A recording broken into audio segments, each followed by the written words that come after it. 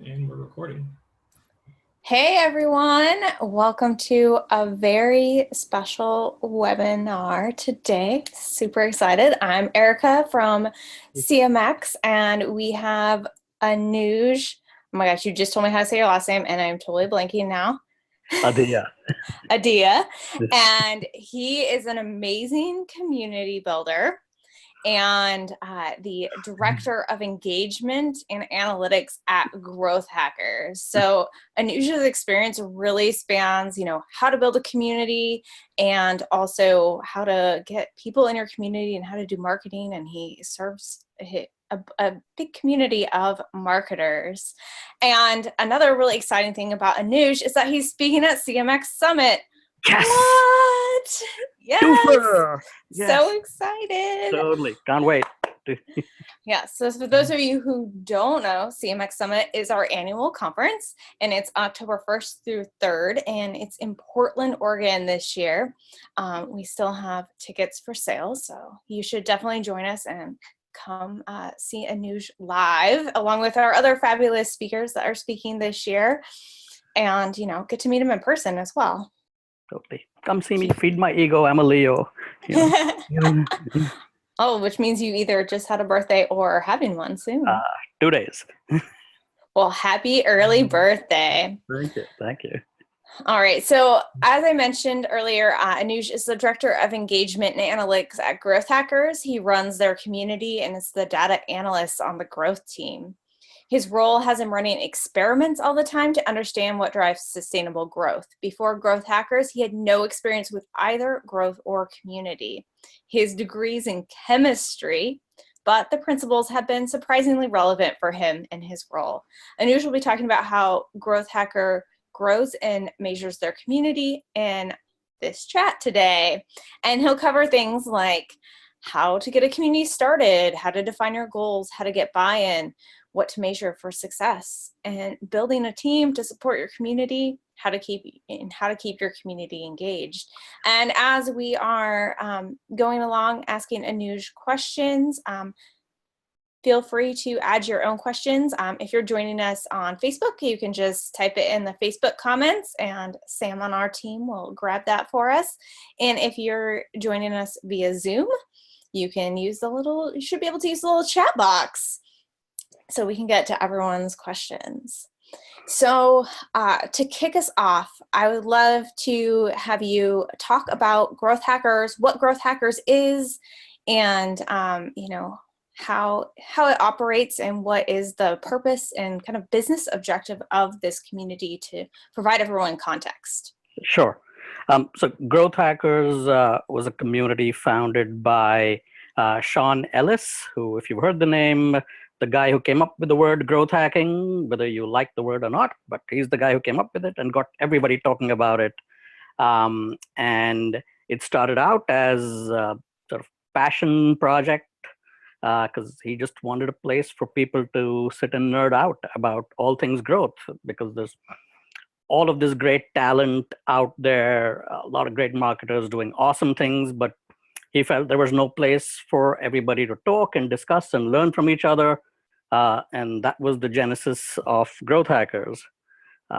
And since then, it's evolved into everything from a conference to there's a book, online learning. It's even led to a product as well. But if you tie everything back to sort of what's the purpose of GrowthHackers, it is intended to be your daily stop for growth inspiration. I look at it as my daily stop for how obsolete I'm going to be if I don't keep up. It's everything from, and inspiration spans everything from, what can I test next? What should I be thinking about? To how should I be thinking about things, culture, mindset? Because at the end of the day, growth is not something some magical growth hacker is going to make happen, sitting in a corner. It's something that happens when an entire organization is pulling in the same direction towards a common goal of adding value to their users and customers. Definitely. I feel like as we, iterate as a society and culture in our professions, it really takes more than one mind to tackle the problems that we're working on, and it takes a collaboration, which community is where it's at, right? Exactly. Totally. And just on that point, anybody who does growth will say, there's no silver bullet growth hack. But I say this at least 10 times a month to anybody who listens, is that community is probably as close to that silver bullet growth hack as you're going to get. You all heard it here first. If you want that silver bullet, community, so you're in the right place. So is the community itself free? Can anyone participate in it? Yes. Yeah, it's completely free community. You don't even need to sign up. You can just show up, and Lord knows a lot of people do that. And the only thing that is paid is, of course, any online training, or if you want to buy the book or come to the conference or try out our growth acceleration product, which coincidentally emerged as a behavior that we saw on the community, which is how the community went from this passion side project to being an integral part of the product itself and starting to contribute to the business objectives.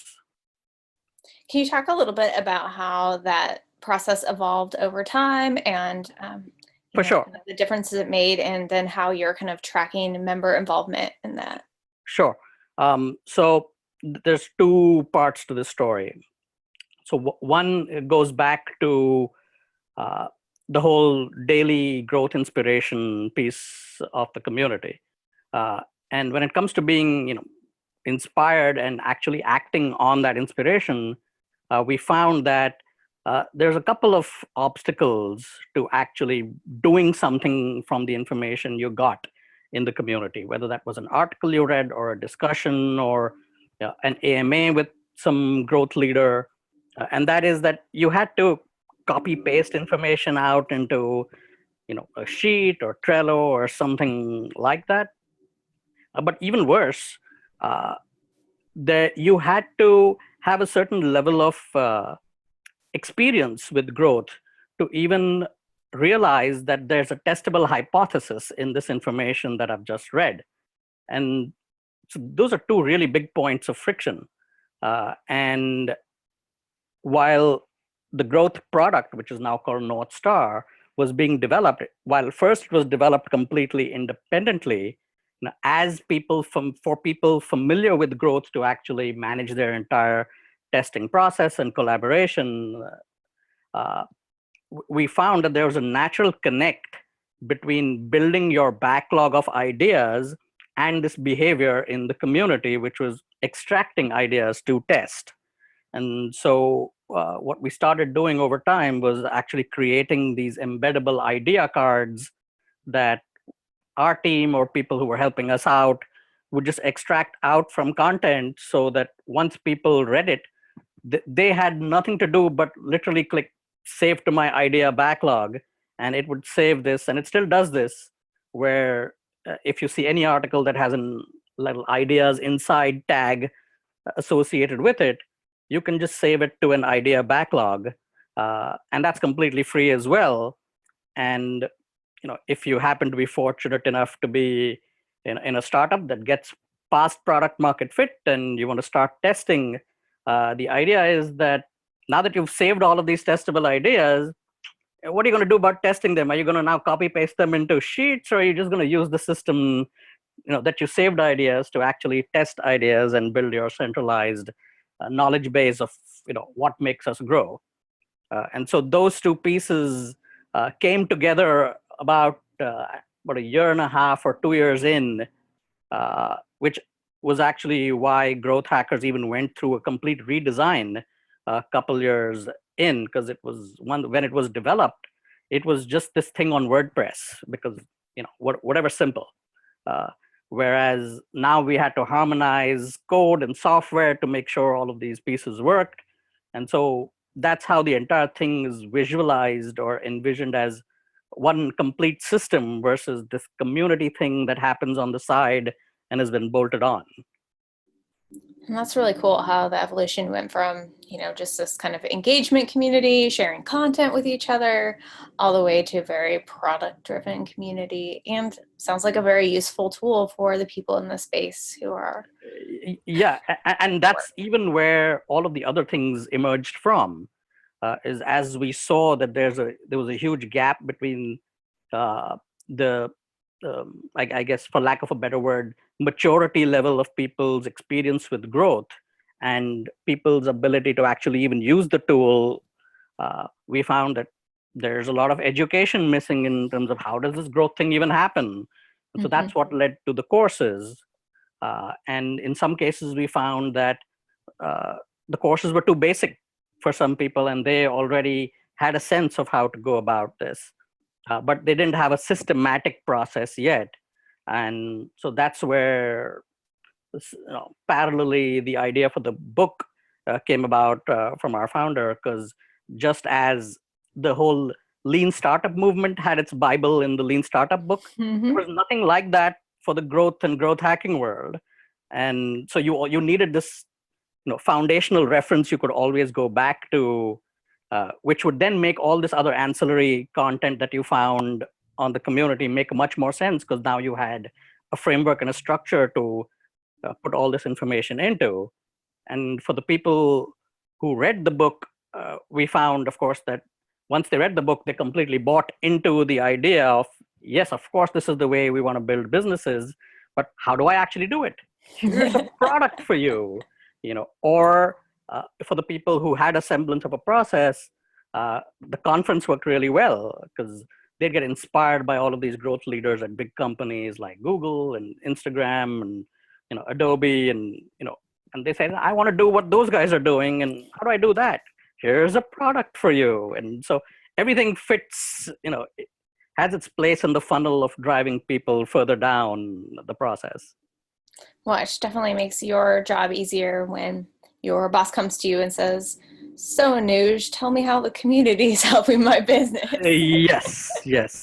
Yeah. So I don't want to make it sound like, we use the community to push people into, training or to the book or we don't. In fact, everything is a really soft sell, to be honest.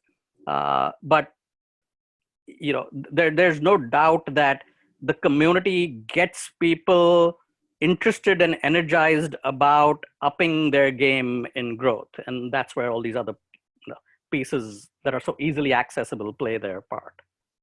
Yeah. And it sounds like, when you were speaking about the book, I was thinking about how, communities depend on identity, and you have to define that identity, and you have to have the words that we can all use, that we're all on the same page, that we can understand the terminology that we're sharing with each other. And then we can also know what to call ourselves. And absolutely. But to that end, even today, and this is sort of half intentional, people have a problem with the word growth hacking or being called a growth hacker, or you can call yourself whatever. You can hate the word, you can call it experiment driven marketing. That's what it really is. You can call it agile marketing.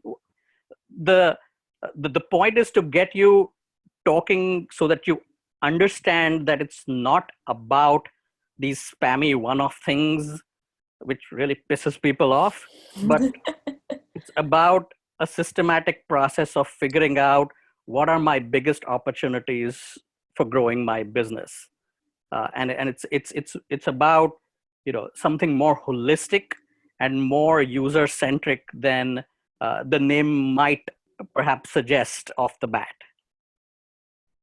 Definitely. So to kind of step back, I would love to hear more from you about how, as you're growing the community, as you're making changes in the community, how you go about getting buy-in from company leaders. It sounds like it was pretty important to them, at least at the beginning, to have this strong community, and at least as you were developing the product, to have it integrated with the community smoothly and all this stuff. But as the product's maturing, and as you're trying to make changes to the community and new additions, how are you going about that? Yeah. So I'm going to take a giant step back here, because at least the way community has been thought about in Growth Hackers has never been as a community, it's always been thought of as an extension of the product. At least once we had the vision, for it. And this is even why my title doesn't have the word community in it, and that's intentional, because it's not this separate thing. It's part of the entire system, and so any decisions that happen with the community are no different from the kinds of decisions we'd make when we were making product improvements or whether we were running growth experiments. And that is to say that no matter what, the CEO has to have bought into this completely. And if that doesn't happen, the community, just like a growth person, will always get looked at as that thing in the corner versus an integral part of the entire business. And so not only does the CEO need to be bought in, they need to be visibly seen as playing a role within the community as well. And this is why, Growth Hackers is sort of synonymous with Sean in many ways, because he's in it quite a bit. Whenever he can't, we're always there. But that sends the message that he didn't create this thing for all of us little folk to play in. It's something he comes to learn and get inspiration from as well, because nobody has all of the answers.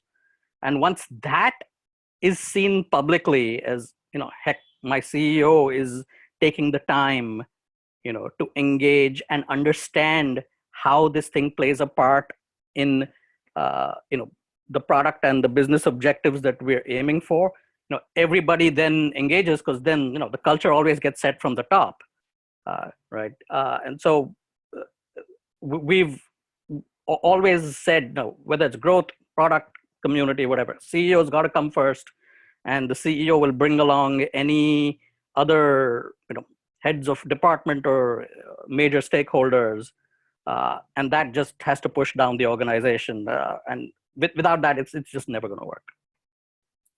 Do you have any cadence or any times you feel you have to poke Sean for engagement? How do you go about that? Very simply. In fact, I had to do this in the middle for the entire company, where I'd set an alarm for myself at 4 p.m. every day, where I'd then send out a funny message in our Slack, about it's time to engage in the community every day, do your thing. There's something you're going to like, I promise you. So whether it would be a funny GIF or a meme or whatever it is, but I just had to do that just for not only him to not forget the habit, but for the rest who were building their habit, to then say, yeah, okay, I got to do this. I'm going to do this, to the point where I didn't have to do it anymore. That's awesome. How big is your company? Just to kind of give people the size of. So Growth Hackers is 7-8 people, something like that. While yes, one person is sort of in charge, everybody plays a role, always more work than people, sort of thing. Totally.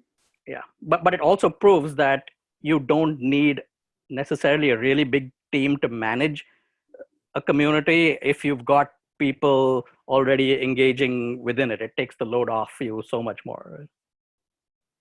For sure. I've definitely been in situations where I've had to send, the CEO, hey, can you tweet this thing? Or can you go on and answer this question? This community member would probably flip to hear from you. Totally. Hey, I've gone as far as to say, you know what, why don't you give me your Twitter password? I'll tweet it out for you. I'll put it in your buffer queue if I have to. Hey, everything is kosher. Awesome. So we've had some recent discussions in our community around community growth, and this is your, expertise, and this is what you're doing at Growth Hackers. And as we've been kind of digging into what does it mean? What does growth mean for you? People have said everything from, adding new members, which is kind of how we were thinking about it, to building better engagement, to adding more programs. And so I'd love to hear from you how, what does community growth mean to you? Yeah. And so firstly, it's all of what you just said, is it?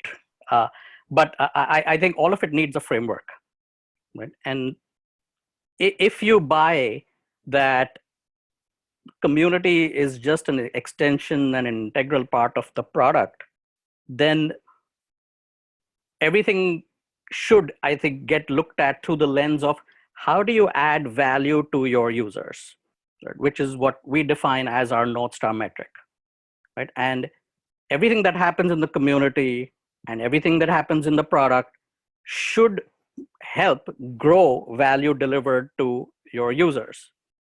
And depending on where the biggest opportunity is, it may mean that it's adding new members, or it may mean getting better at onboarding, or it may mean we need to send more emails because, as a retention hook, because people just keep forgetting to come back, or it may mean that people have joined and, there's a population that has, just died out and they need to be resurrected.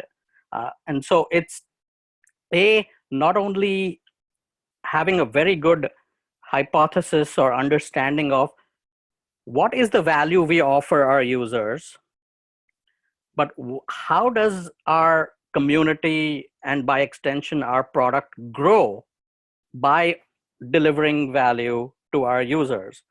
And so that means having a good idea of how does my community even grow today? What is the growth model for my community? And how does that play into the product? And hence, how does that move the needle on our North Star metric? And there have been many, many times for us where moving the needle on our North Star metric meant not focusing on the community at all, right? It meant, let's consider doing one more conference, because that means, more people get inspired, more people want to use the product, more people use the product and accelerate their growth using our product. That's more value delivered there. So I think the answer to everything is it depends, but it depends based on where is the biggest opportunity or pain within the model of how your community and your business grows, and being able to constantly go back to that hypothesis or understanding at least quarterly to understand, hey, I've been spending a lot of time on onboarding emails and onboarding flows. Is that number up to a good level now? All right, if that's great, let's see, maybe we need to focus more downstream on have the people who've come and spent a week, are they spending 2 weeks? Are they spending 3 weeks? Are they spending a month? Doing whatever adds value to them and moves our North Star metric. So it's this constant sort of iterative process of zooming in and out, sort of to understand where the opportunity to grow the community and the business is. I'd love to hear you talk a little bit about how you test out new programs and how you think about experimentation and apply that to your community work. Yeah. So one thing that happens daily on the Growth Hackers community is an NPS survey. It's just there. I think it gets shown to you on your second visit, I think. And then once you've seen it or dismissed it, you don't see it again for a few months, right? And that's just an ongoing stream of people will tell you when they're pissed off, or they're like, why is this, why aren't you doing this? Isn't this obvious, right? And what tends to emerge over a time is a pattern of, okay, it's now been 3 months of people asking about the same thing again and again, right? So that's one way of doing it. The second is that if you believe that community engagement should ultimately move the needle on value delivered, i.e. your North Star metric, and that you don't know whether that's the case, or if you know that's the case and the needle isn't moving, just ask. People are more than willing to tell you that, hey, I'm just bored here, or I came here expecting A, B, and C, but there's just after the first week that was awesome, but now nobody really does anything here. So in one way or the other, it goes back to asking them either proactively on an ongoing basis, through a little, Hotjar or Qualaroo survey widget on your site, or you can have a pinned post up there for people, if you don't have that sort of capability, or, always, I think, having a sense of, who are my most engaged users, and, why don't I see them around anymore? Something's off there, right? You don't need any fancy analytic sort of tools. If you just observe your community and are in your community every day, you'll know something's different, right? And then the second you think something's off, that's the time to just ask questions, and inevitably you'll get a flood of of ideas for things you should either change or try or do differently. What's a program that you implemented that you were most surprised by? It could be either you were surprised by its success or that it didn't work. Oh boy. I can't tell you how many tests didn't work, because most tests don't. And at GrowthHackers, the team runs anywhere from 3 to 5 tests a week, and that could be community or not community, product, conference, whatever the case may be. And the big wins are, you'll be lucky if you get one big win in a year. But I think one that I was pleasantly surprised by was the implementation of a discussion feed on the homepage. Because we had this theory, or we knew for a fact, that there's a lot of great discussion happening on GrowthHackers, but most people don't see it. And in fact, there's a discussions tab on GrowthHackers, but you've got to click on that thing to see that, oh, there's all this discussion, and it's happening on stuff that's not even on the homepage. And without that view, and this was my default view, whenever I'd come to GrowthHackers, I'd sit on the discussions page because that gave me opportunities to jump in and engage with people. Whereas if you just sat on the homepage, you couldn't really tell that there's action and activity going on here, right? And we'd started to see some of that feedback that, hey, this looks like a ghost town, man. It's like, what's happening here? And so this would have been a pretty, on a relative basis, a pretty radical change to the homepage, where it's just, content to now seeing a discussion feed, which was simply, 10 boxes with the title of the content, the person, and the first 60 or 80 characters of what they were saying, and then you could click through. But being able to do that was surprising in a few ways. Was yes, as we expected, we saw that the amount of engagement went up because now people could not only see, but people could now see their faces, because getting onto the homepage, you could always see the picture of the submitter of the content, but now you can see your own picture on the homepage, hopefully next to really helpful and intelligent commentary, right? And there's probably no better way to build your personal brand on GrowthHackers than to add to people's understanding and learning about growth. And even if that means asking, the dumb question, right? But just being able to do that and see that, hey, now I have a place on the community as well. It's not just the person who got their content, up there. That was most surprising to see how well that was working. You definitely tapped into that self-interest, career growth mindset of people in a very good way. Yeah. That's awesome. What a great story. I think so many times too, we always look at, the homepage as such, sometimes like a little overly sacred. I mean, I've been in lots of conversations of like, how to redesign the homepage. Oh, the homepage. Oh, and like, sometimes you just have to go and radically, try something different, try something new, and see what happens, and see where you can put your community content on there. Yeah. But I think, again, if everything gets looked at from the lens, of at least from the community of, if growth inspiration isn't just about content, right? The gold is always in, people learning and discussing from there. So putting that, front and center, I think was the key. And, when we are always encouraged to put in crazy ideas, right? And one crazy idea I've always had, but I don't know whether we will ever test, is to remove all content and have the homepage just be a discussion feed. Right? I love it.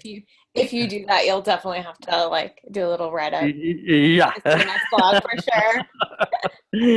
Right. Yeah. Because see, at the end of the day, the homepage is the homepage, right? People are never going to stop coming to the homepage. Yeah. For sure. Oh, that's good. So great.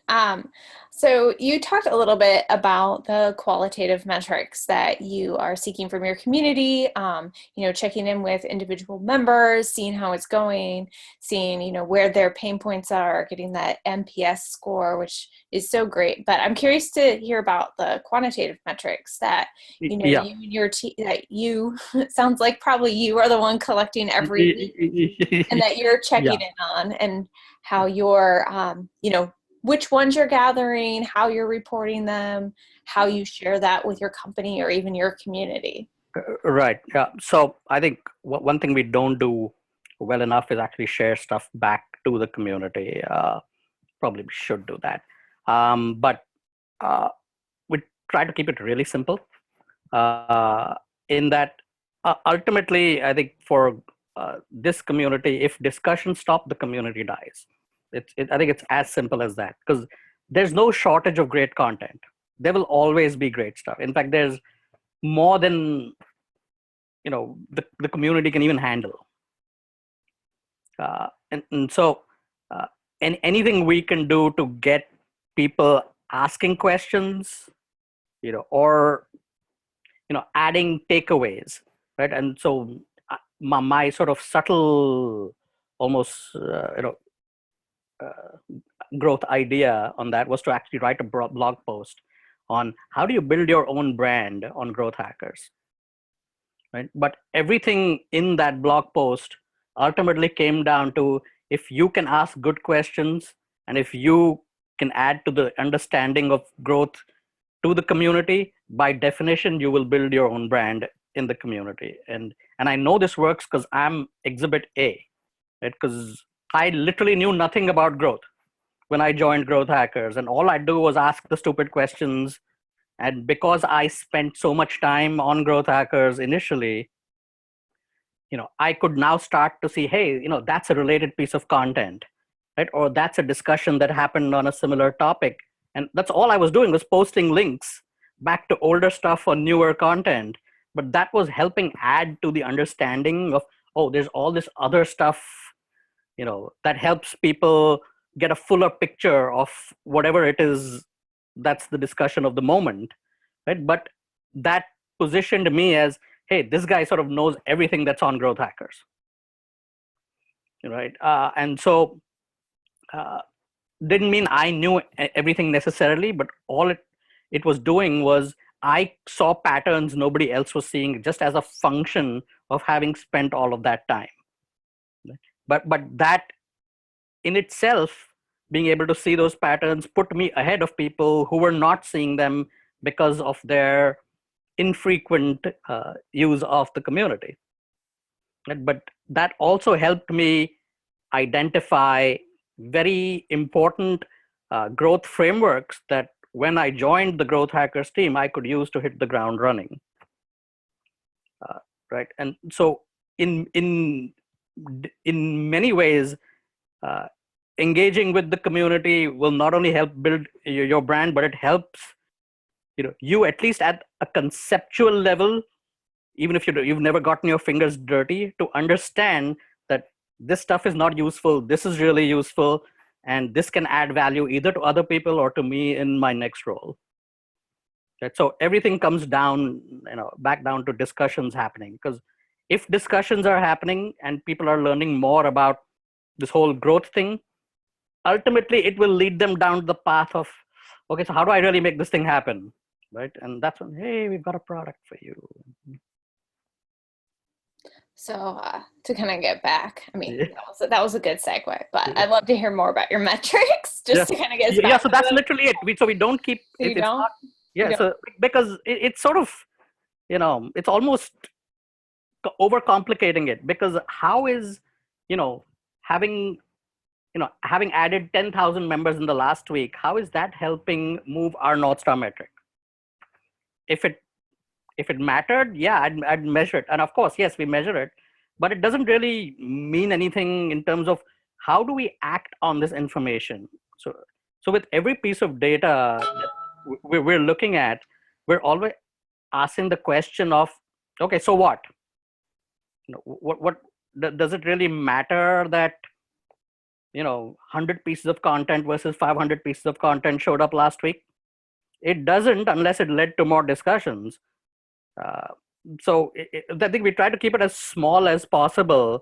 And yeah, there's all of these other numbers, but if you start to see a change in patterns, that's when you might want to go and dig into, say, okay, we, instead of 100 pieces of content hitting, the trending page, 300 hit. No, okay, that's a pretty big change. Why did that happen? Right? And what was the impact of that on anything? Mm-hmm. And so I think there's all of these numbers, but I don't think anyone particularly cares about, how many new people showed up every week. I don't think we even actively measure it. We'll go and look at, the number when somebody asks, but Mm-hmm. nobody particularly cares. As much as, okay, here's how many discussions happened. Here's how many new people joined, had their first discussion. And so one thing we do to that, to make more of that happen, is have AMAs every week, because that's what pulls people out of the woodwork. And because Growth Hackers suffers from the same, behavior that almost every community suffers from, right? Is that we've got a lot of lurkers, and the minority creates the experience for the many. And so it's always this constant battle of pulling people out of the woodwork and trying to show them more value so that they will come out of the woodwork. And Mm-hmm. so which is why everything comes down to the discussions, and how many new people joined in discussions this week. And that's a pretty I think reliable indicator of engagement. And that down the line, they'll be more primed to accept any messaging related to product or conference or whatever the case may be. Mm-hmm. Are you using any sort of CMS or member tracking system to see if, people are being active, if they're taking those like first steps of like making posts, and then if they are going to your conference, if they are, becoming a software customer down the road? You're right. And so there's a couple of different systems, because the product has its own CRM that you go into once you go into that flow. But we do have behavioral analytics, tools in there, because Lord knows Google Analytics does not do anything. Right? So yeah, we use Amplitude, on our site, but a KISS metrics or a mix panel, all of that, which gives you user level insights on what's happening.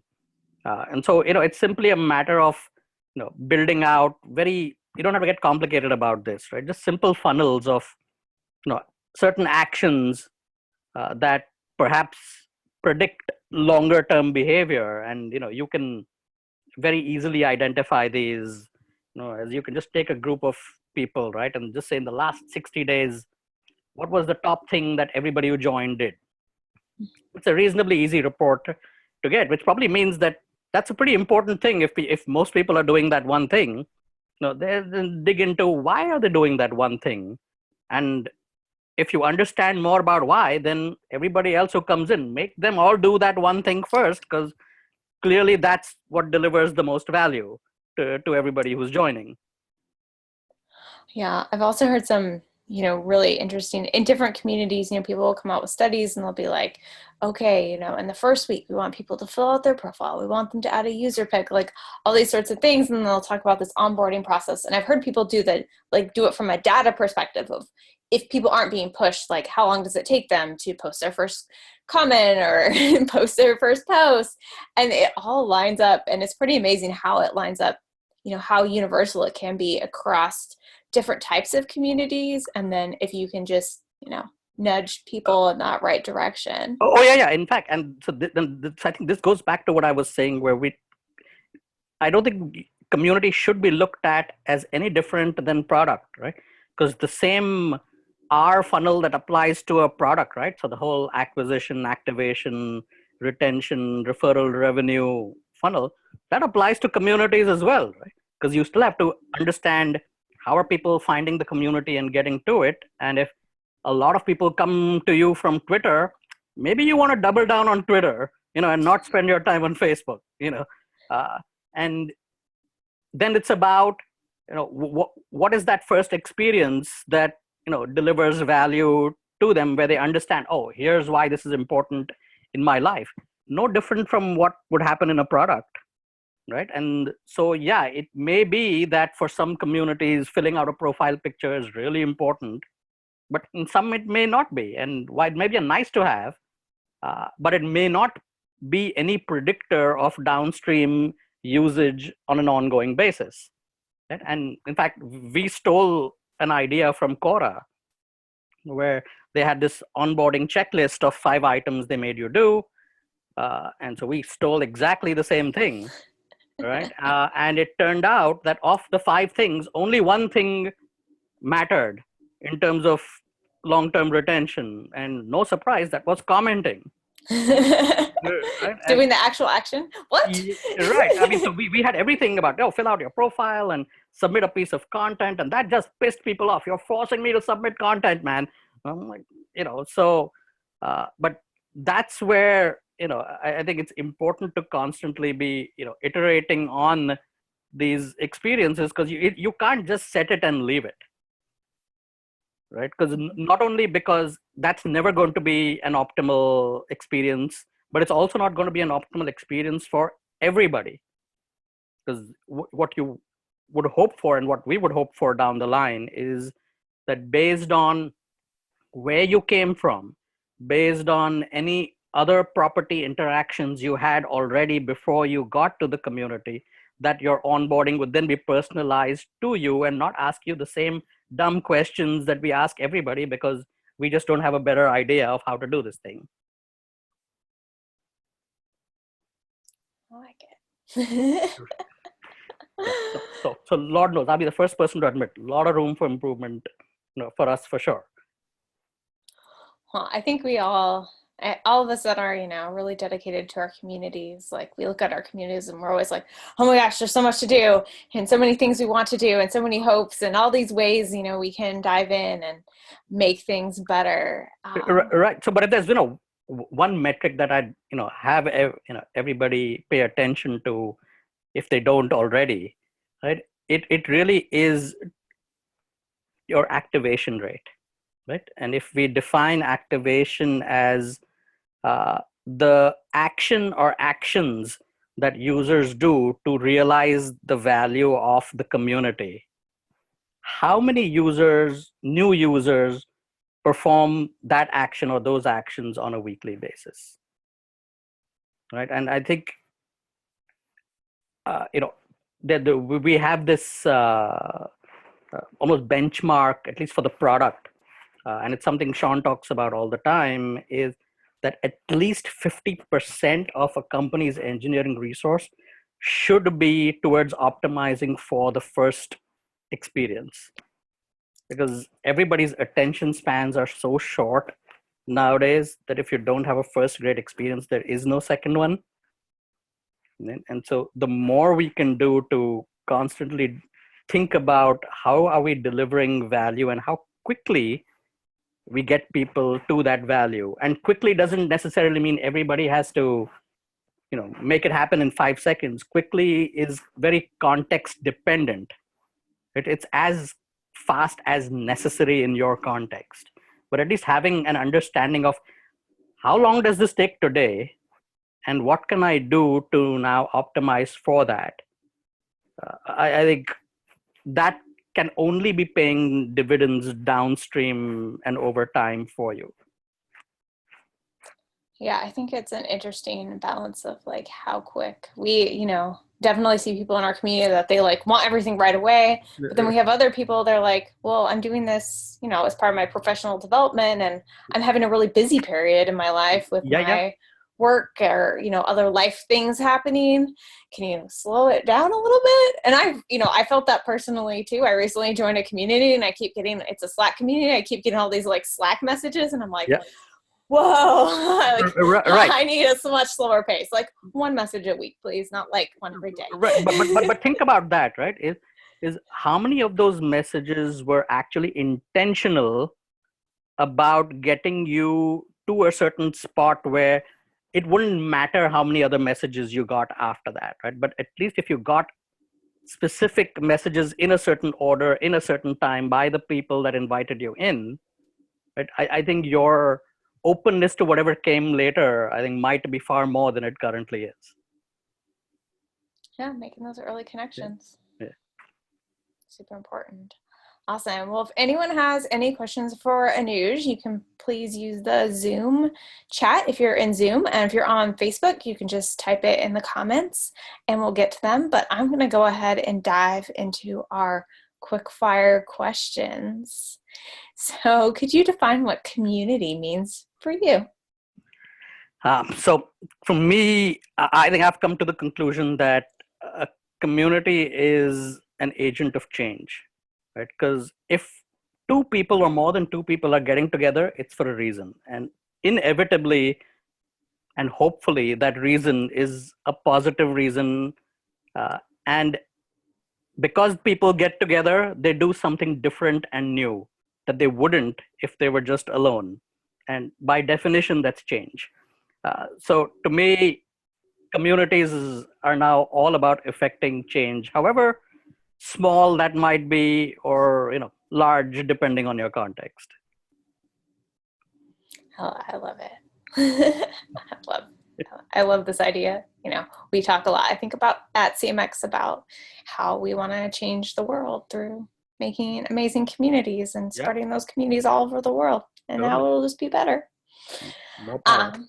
We did have a question about monetization of communities. Now, your community is not monetized, at least for the community aspects. Right. But this person says that everyone wants me to charge more for my community, but I feel like charging alienates people from the community cohesion. So I think that depends, right? So let me throw out a scenario here. Is everybody who has bought a Harley Davidson is part of a Harley Davidson community, and they are only part of that community because they have made a purchase? True? No. Right. And so by definition, they're literally being charged to be part of that community. Right. And arguably, once they've bought a bike, you can sell them jackets and helmets and t-shirts and all. So you can potentially charge them more. But the reason I think you can even dare to do that is because I think two things have happened. One is that you've created such an inclusive feeling of, this is my tribe and these people get me and I want to be here and I can't wait to interact with these people every day.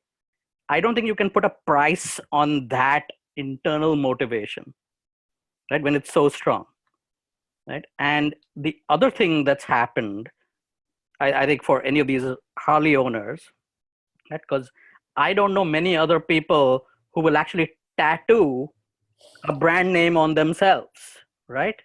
By the way, that's how you've made it. I worked at a brand where like 5 people had the mascot tattoo, and we were like, right, there you go, right?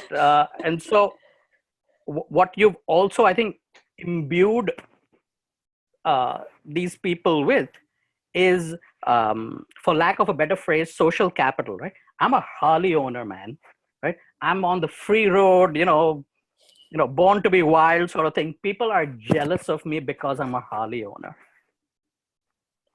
And so I think these two ideas of a really sort of strong, inclusive sort of identity combined with this social capital, I think then allows you, I think, the freedom to start charging or maybe even charging more. But without these components in place, I don't see how it's possible. Yeah, I think you definitely have to be able to provide value, and you have to show that you can provide continuing value if you do charge more or have these add-ons. Right, but it can't be, value in terms of, oh, this is nice to have value. It, by definition, has to be a must-have in my life sort of value. Because Harley owners don't just ride a Harley whenever they feel like it. They're on it the whole goddamn time. So, as a follow-up to this question, Esprit would like to know who you think best monetizes community with integrity in the tech and startup world.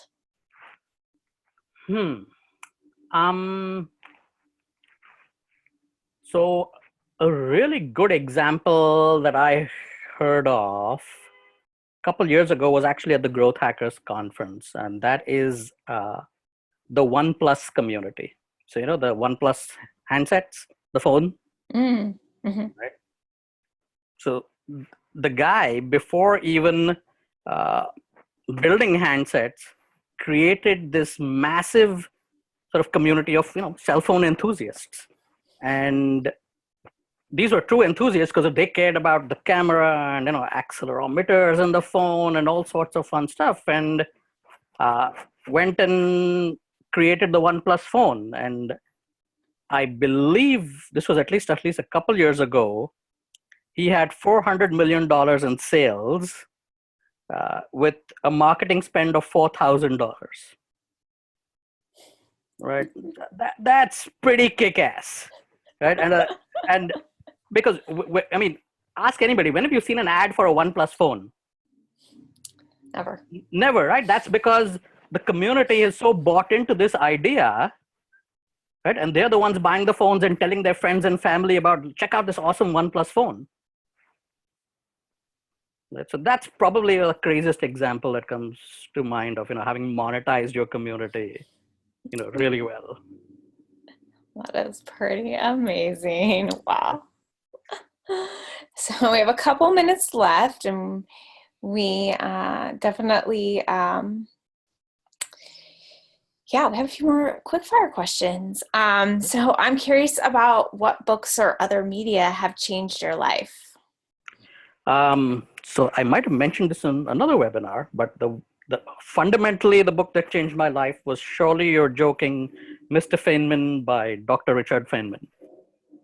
And if you read the book, he's actually talking about growth. While the whole book is about his life, it's all about him trying different things in life. And the central moral of the book is try everything once. What do you have to lose? And I'll be damned if that's exactly what growth hacking isn't. Right? Because how else will you learn without actually trying it out? Having said that, a book that I've read recently, or I'm in the process of reading. So I'm very interested in child psychology of late, right? Because if you think about it, getting a kid to do something, right? That's pretty hard. Because Lord knows they don't want to do anything you want to do, right? And so I think if you can sort of tap into, how do you motivate and influence kids, to actually do things that are good for them? Because I've always looked at my life like I'm Jerry Maguire, screaming "Help me, help you" to my screen every day. But if you can motivate a child, I think you've got a pretty, I think you've got pretty good powers of persuasion. So I was talking to a child psychologist, and I'll share the book here because I've got it. It's not a book that's available, I think, outside of libraries, but it's called Children the Challenge. Right, and there's a lot in here about dealing with everything from conflict to doing things together. So I think that there's a lot of applications, not only clearly to community here, but I think there's a lot about experimenting with different approaches in this book. And while I got this book, somebody half jokingly gave me 8 Simple Rules for Dating My Teenage Daughter. And I don't have a daughter. But I've started reading this, and there's a lot of similar principles in this book as well. Because from an outsider's perspective of seeing people deal with teenage daughters, these are braver people than me. But I think if you can sort of harmonize and work together on that relationship, there's a lot of lessons to be learned about working with all sorts of personalities, which clearly are in every community. So I think it's sort of beneficial to open yourself up to completely unexpected influences from books like this. I love it. I love drawing from places that are outside of, what we would think of, or outside of business books. Yeah, totally. And, thinking about our greater world. And, I always think about the personalities you can meet in your community as you don't choose your community chooses you. Hey. And you have all sorts of people. So it's great. I love it. So just to wrap us up really quickly, if in one sentence you could distill your message that you would like to pass on to other community builders. Am I allowed to half curse? No, a light curse. Probably okay. All right. So I think this is what my life philosophies come down to, is give a shit. Please. Because if you don't, I don't see how you can get up in the morning and be excited about doing whatever it is you do, whether it's work, family, life in general. Just it's come down to that. Just give a shit, and life will be great. Love it. Well, thank you so much, Anuj. And for those of you who maybe missed at the start, Anuj is working on the fabulous community Growth Hackers, and he will be on stage at CMX Summit this year, which is October 1st through 3rd. And if you'd like to know more about that, you can head to our webpage, cmxhub.com/summit. And thank you so much. And thank you all for attending and joining us for this conversation. All right. Thanks. Come see me. Yay. Have a wonderful day, everyone. All right. Bye. Bye, everyone.